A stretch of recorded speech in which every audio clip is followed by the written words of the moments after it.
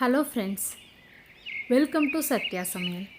இன்றைக்கி நம்ம சத்யா சமையலில் அட்டகாசமான புளியோதரை எப்படி பண்ணுறதுன்னு பார்க்கலாங்க. இந்த புளியோதரை ட்ரை பண்ணிங்கன்னா நீங்கள் வந்து கோவிலில் சாப்பிட்டது மாதிரியே இருக்கும். வாங்க இப்போ வீடியோவுக்கு போகலாம். சின்னதாக ஒரு எலுமிச்சை சைஸ் அளவுக்கு புளியை வந்து முதல்ல தண்ணியில் ஊற வச்சிடலாம். இப்போ வந்து வறுத்து ஒரு பொடி அரைச்சிக்கலாம். புளியோதரைக்கு 1 டேபிள் ஸ்பூன் அளவுக்கு கடலைப்பருப்பு எடுத்துக்கலாம். கடலைப்பருப்பு வந்து பாதி வறுபடும் பொழுது 1 டேபிள் ஸ்பூன் அளவுக்கு உளுந்து சேர்த்துக்கலாம். நான் இன்றைக்கி வந்து தோல் உள்ள கருப்பு உளுந்து தான் பயன்படுத்தியிருக்கேன். வெள்ளை உளுந்து வேணாலும் பயன்படுத்திக்கலாம். ஒவ்வொரு பொருளும் வறுத்ததுக்கப்புறமா நம்ம பிளேட்டுக்கு மாற்றிடலாம். 1 டேபிள் ஸ்பூன் அளவுக்கு கொத்தமல்லி விதை எடுத்துக்கலாம். கொத்தமல்லி விதை வந்து லேசாக வாசனை வர ஆரம்பிக்கும் போது காரத்தேவைக்கு தகுந்த அளவுக்கு வரமிளகாய் சேர்த்துக்கலாம். காரத்துக்கு வந்து நம்ம இதில் வரமிளகாயும் மிளகு மட்டும்தான் சேர்த்து போகிறோம். அதனால் தேவையான அளவுக்கு நம்ம வந்து சேர்த்துக்கலாம். கொஞ்சமாக பெருங்காயம் சேர்த்துக்கலாம். இப்போ 3மே வந்து நல்லா வறுபட்டுருச்சு. அடுத்ததாக 1/2 டீஸ்பூன் அளவுக்கு மிளகு வறுத்து விட்டுக்கலாம்.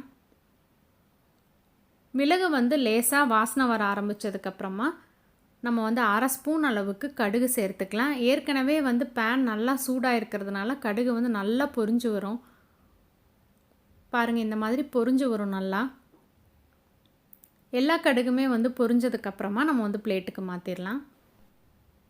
1 டேபிள் ஸ்பூன் அளவுக்கு எள்ளு வறுத்துக்கலாம். எங்கிட்ட வெள்ளை எள் இருக்கிறதுனால நான் வெள்ளை எள் பயன்படுத்தியிருக்கேன். நீங்கள் கருப்பு எள் இருந்தது அப்படின்னா அது பயன்படுத்திக்கோங்க. டேஸ்ட் இன்னும் ரொம்ப நல்லாயிருக்கும். 1/2 ஸ்பூன் அளவுக்கு வெந்தயம் சேர்த்துக்கலாம். வெந்தயம் வந்து நிறம் மாறினதுக்கப்புறமா நம்ம வந்து ஸ்டவ் ஆஃப் பண்ணிடலாம். நம்ம புளியோதரை பொடிக்கு தேவையான பொருட்கள் எல்லாமே வறுத்தாச்சு.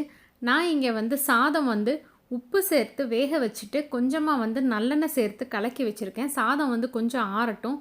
நம்ம வந்து எடுத்து வச்சுருந்த புளியை வந்து நான் திக்காக தான் கரைச்சி வச்சுருக்கேன். இப்போ நம்ம வறுத்த பொருள் எல்லாமே வந்து மிக்ஸி ஜாருக்கு மாற்றி பொடி பண்ணி எடுத்துக்கலாம்.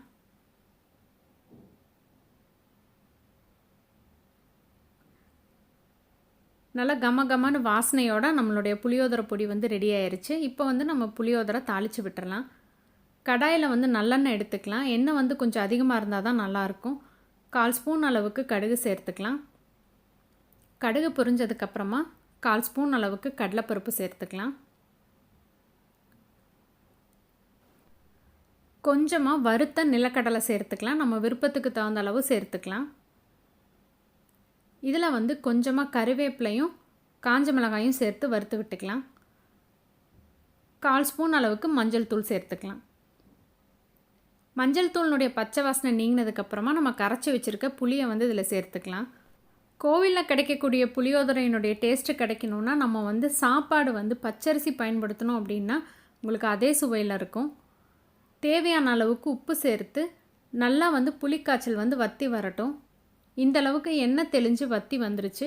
இப்போ வந்து இதில் நம்ம ஏற்கனவே வந்து வேக வச்சு வச்சுருந்த சாதத்தை சேர்த்து லேசாக ஒரு வாட்டி கலந்து விட்டுட்டு நம்ம ஏற்கனவே அரைச்சி வச்சுருந்த புளியோதரை பொடியில் தேவையான அளவுக்கு சேர்த்துக்கலாம். நான் இன்றைக்கி வந்து இந்த அளவுக்கு 3 ஸ்பூன் தான் சேர்த்துருக்கேன்.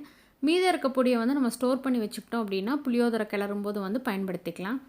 பொடியை கலந்து கிளறும்போது வந்து அடுப்பை வந்து நல்லா சிம்மில் வச்சுக்கோங்க. ரொம்ப ரொம்ப வாசனையான டேஸ்டான கோவில் புளியோதரை ரெசிப்பியை நீங்களும் உங்கள் வீட்டில் ட்ரை பண்ணி பாருங்கள். இந்த ரெசிபி உங்களுக்கு பிடிச்சிருந்தா மறக்காமல் உங்கள் ஃப்ரெண்ட்ஸ் எல்லாத்துக்கும் ஷேர் பண்ணுங்கள். லைக் பண்ணுங்கள், கமெண்ட் பண்ணுங்கள். நம்ம சேனலை சப்ஸ்கிரைப் பண்ணுங்கள். சுவையாக இருந்துட சுவைத்து பாருங்கள். தேங்க்யூ.